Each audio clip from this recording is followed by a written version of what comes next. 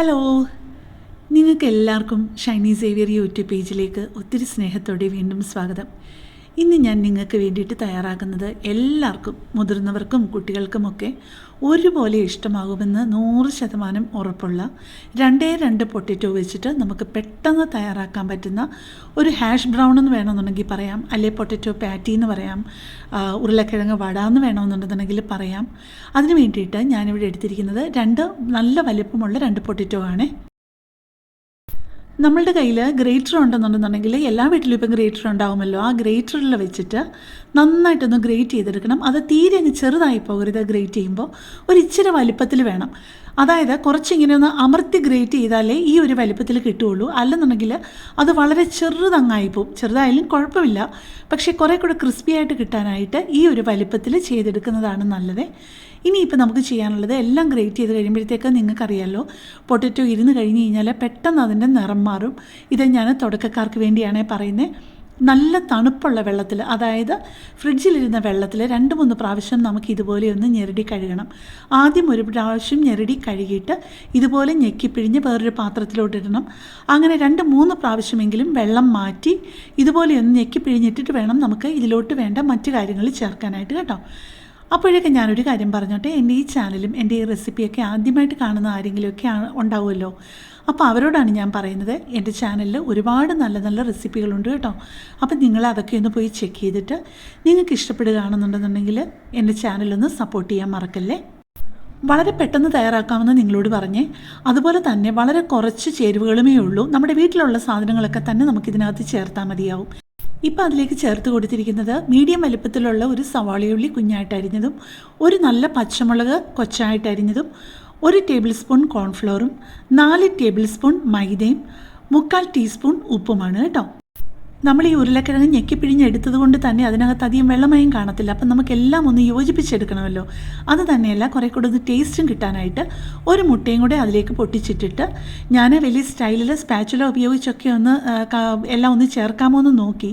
പക്ഷേ പറ്റത്തില്ല. നമ്മുടെ കൈകൊണ്ട് തന്നെ നന്നായിട്ട് എല്ലാം ഒന്നുപോലെ ഒന്ന് യോജിപ്പിച്ചെടുത്താലേ എല്ലായിടത്തും ഒരുപോലെ ആവുകയുള്ളൂ, നമുക്കും ഒരു തൃപ്തി കിട്ടുകയുള്ളൂ.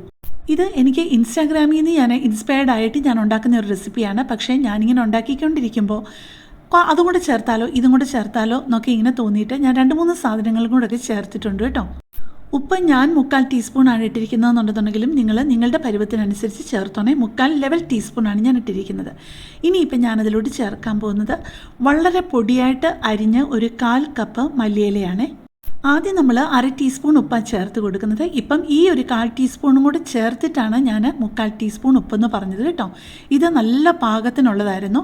പിന്നെ നിങ്ങൾക്ക് 1/2 ടീസ്പൂൺ മതി എന്നുണ്ടെന്നുണ്ടെങ്കിൽ അത് ചേർത്ത് കഴിഞ്ഞിട്ട് ഈ 1/2 ടീസ്പൂൺ ചേർത്തിട്ട് ഒന്ന് ചെക്ക് ചെയ്യണം കേട്ടോ. ഇവിടെ ഉപ്പ് മധുരമൊക്കെ ഇച്ചിരി കൂടുതലാണ് ചേർക്കുന്നത്. അപ്പോൾ അങ്ങനെ ഇരുന്നപ്പോൾ ഞാൻ ഓർത്തു, അങ്ങനെയാണെങ്കിൽ കുറച്ച് ചില്ലി ഫ്ലേക്സും കൂടെ ചേർത്താൽ നല്ലതായിരിക്കുമല്ലോ എന്ന് ഓർത്തിട്ട് ഒരു 1/2 ടീസ്പൂൺ ചില്ലി ഫ്ലേക്സും ഒരു 1/4 ടീസ്പൂൺ കുരുമുളക് പൊടിയും കൂടി ചേർത്ത് കേട്ടോ. പിന്നെ ആ മല്ലിയില അരിഞ്ഞ കൂട്ടത്തിൽ ഒരു 2 തണ്ട് കറിവേപ്പിലയും കൂടെ വളരെ പൊടിയായിട്ട് അരിഞ്ഞ് ചേർത്തിരുന്നേ. ഇപ്പോൾ ദേ ഞാൻ പറഞ്ഞ ഒരു 1/4 ടീസ്പൂൺ കുരുമുളക് പൊടിയും കൂടെ ചേർത്തു. ഇത്രയുമേ ഞാൻ ചേർത്തിട്ടുള്ളൂ. ഇതിൽ നിങ്ങൾക്ക് കുരുമുളക് പൊടി വേണമെങ്കിൽ ഒഴിവാക്കാം, ചില്ലി ഫ്ലേക്സ് ഒഴിവാക്കാം.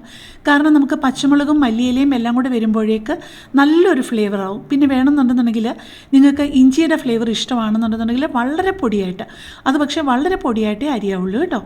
പക്ഷേ എനിക്ക് ഇഞ്ചിയുടെ ഫ്ലേവർ ഇതിനകത്ത് വരുന്ന അത്ര താല്പര്യമായിട്ട് തോന്നിച്ചില്ല.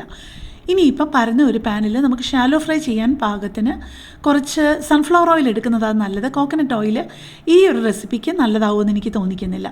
അപ്പോൾ ഫോർക്കിലോ സ്പൂണിലോ കുറേശ്ശെ എടുത്തിട്ട് കുറച്ച് ചെയ്ത്, ഞാൻ ആദ്യം ഇട്ടത് 2 ഒരിച്ചിരി വലുതായിപ്പോയി. അതുകൊണ്ട് അത് കഴിഞ്ഞിട്ട് ആദ്യത്തെ 2 കഴിഞ്ഞിട്ട് ഞാനെല്ലാം കുറച്ചുകൂടി ഒന്ന് ചെറുതാക്കി.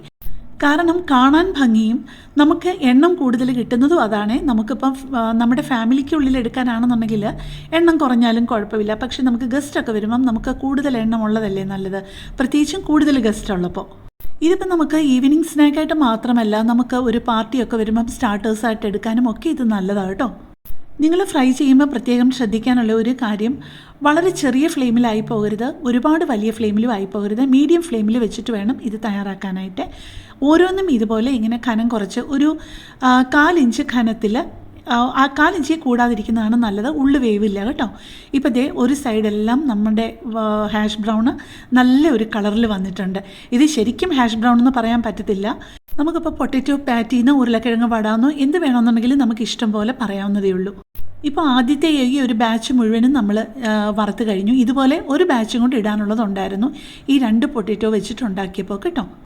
ഇത് ഫ്രൈ ചെയ്തെടുത്ത് ചൂടോടെ നല്ല ടൊമാറ്റോ സോസിൻ്റെ ഒപ്പം മുക്കി കഴിക്കാനായിട്ട് നല്ലൊരു കോമ്പിനേഷനാണ്. നിങ്ങളെല്ലാവരും ഇതൊരു പ്രാവശ്യമെങ്കിലും ഒന്ന് ട്രൈ ചെയ്യാതിരിക്കല്ലേ.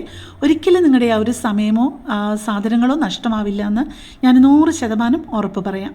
അപ്പം ഒരു പ്രാവശ്യമെങ്കിലും ട്രൈ ചെയ്തിട്ട് എന്നെ വിവരം അറിയിക്കണം കേട്ടോ. നിങ്ങൾക്ക് ആ ശബ്ദം കേൾപ്പിച്ച് തന്നപ്പോൾ മനസ്സിലായല്ലോ എത്രത്തോളം ക്രിസ്പിയാണെന്ന്. അതേ ഈ ഖനമേ ഉള്ളൂ കേട്ടോ. അതുകൊണ്ട് തന്നെ നല്ല ടേസ്റ്റാണ്, നല്ല ക്രിസ്പിയുമാണ്, അകത്തെന്നാൽ കുറച്ച് സോഫ്റ്റുമാണ്.